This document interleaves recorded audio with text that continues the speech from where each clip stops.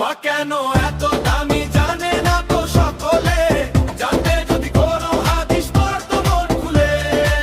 মা কেন এত দামি জানে না তো সকলে, জানতে যদি কোনো হাদিস পড়তো মন খুলে। মায়ের সেবায় লুকিয়ে আছে রবের সন্তুষ্টি, মায়ের মুখের হাসিতেই জীবনের শক্তি শুক্তি।